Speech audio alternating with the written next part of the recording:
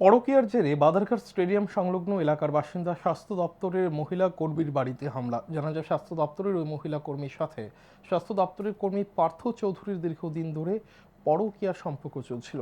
পার্থ চৌধুরীর বাড়ি আমতলী থানা এলাকায়। শুক্রবার রাতে পার্থ চৌধুরীর স্ত্রী গায়ত্রী চৌধুরী বিজেপির মণ্ডলদের লোকেদের নিয়ে স্বাস্থ্য দপ্তরের ওই মহিলা কর্মীর বাড়িতে হামলা চালায়। স্বাস্থ্য দপ্তরের ওই মহিলা কর্মী জানান, ওনার বাড়ি ঘর ভাঙচুর করা হয়, ওনাকে এবং ওনার মাকে মারধর করা হয়েছে, ওনার স্কুটি ভাঙচুর করা হয়েছে। ঘটনার সময় তিনি মামাকে এবং বোনের জামাইকে ফোন করে জানালে তারা ছুটে আসে।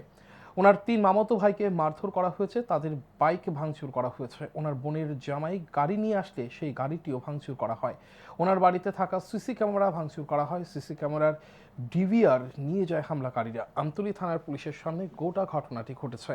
পুলিশ নীরব দর্শকের ভূমিকা পালন করেছে বলেও অভিযোগ করেন তিনি। বাংলাতে কইতে গেলে রিন্ডি বেশ তারপরে নিচে খুদ আমার আরো বিচ্ছিরি কথাবার্তা দিয়ে তাহলে আমার গাল লেগে গেছে। সুস্মিতা দেবনাথ তাহলে 2 স্টার তাহলে আমতলী থানাতে পোস্টিং আছে।